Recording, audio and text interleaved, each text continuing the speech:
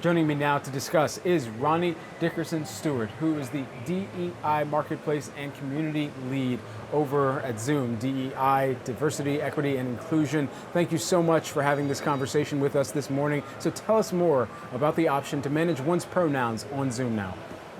Well, first off, thank you all so much for having us and me, and then helping us amplify this new feature that we are so excited about. So, in terms of background, we really understand that providing options for people to better or more easily connect and even share more about themselves is just simply important for improving everyone's Zoom experience. And through that, providing the option for everyone to more easily share their pronouns is simply a meaningful way for us to live that value of connection and care, regardless of anyone's backgrounds, identities, etc. And so we're seeing on screen now how this will appear. What went into making this possible in terms of the functionality, in terms of the user experience, and the overall visual aesthetics with a platform like Zoom, where we are already relying so much on visuals throughout the entire experience?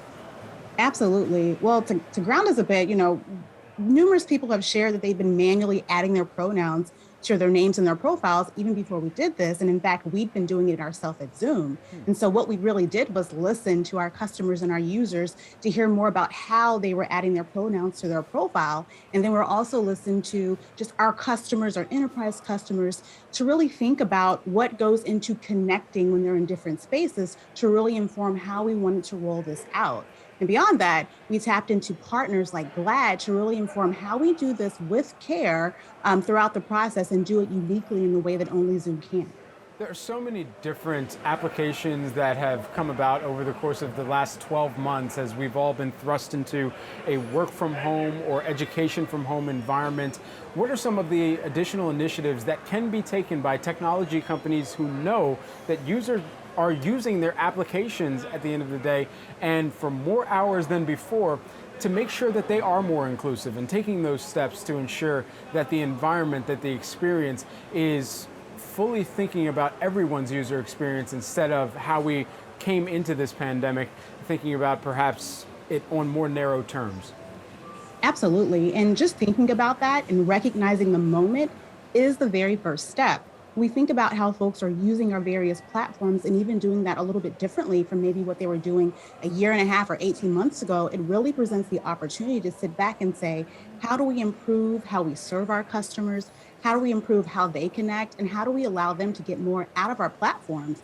Which is exactly what drove us to introduce this new feature. And so really it's about listening and then kind of doing some sensing and taking action once you've done those two things. I wonder what went into the conversation here, because we often talk about making sure that representation is present at all decision-making levels within a corporation.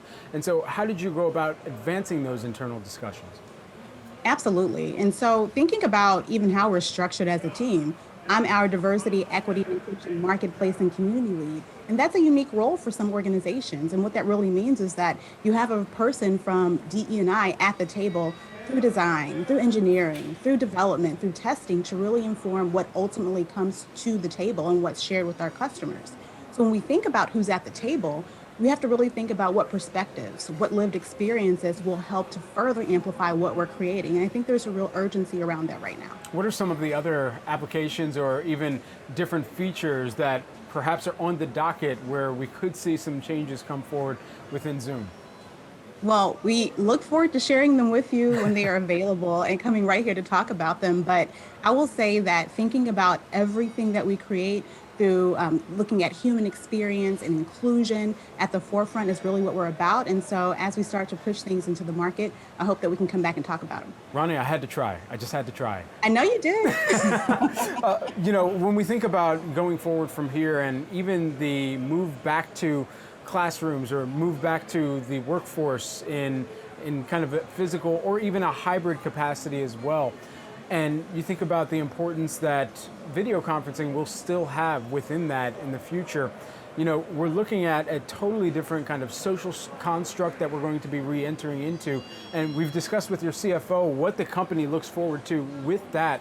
But when you think about the efforts that Zoom can continue to advance as well from a diversity, equity, and inclusion perspective in the community, but also in the broader tech landscape, what do you hope that other technology companies take away from the efforts that Zoom is putting out there? Of course. And just thinking about it all, as a mother, a student that's been through, virtual learning for a year and just really seeing how folks connect and just working with our customers and seeing how they want to connect people. And then also knowing that hybrid work is here, hybrid school is here, and it'll be a component of just how we engage, really taking the time to think about inclusion through the thread of everything we do when we're returning to workspaces and school spaces, knowing that there is an implication on how we connect and create equity when we consider virtual connections and consider how we show up in virtual spaces. So it's one of those things I think we're going to have to constantly think about and really, really be intentional about not excluding people when we go back to other phases of what we call normal or in hybrid spaces. Inclusion will be a part of that conversation, and we hope to be a part of it too. Ronnie Dickerson Stewart, who is the Diversity, Equity, and Inclusion Marketplace and Community Lead over at Zoom. Thank you so much for joining us here this morning. We appreciate the time and the conversation.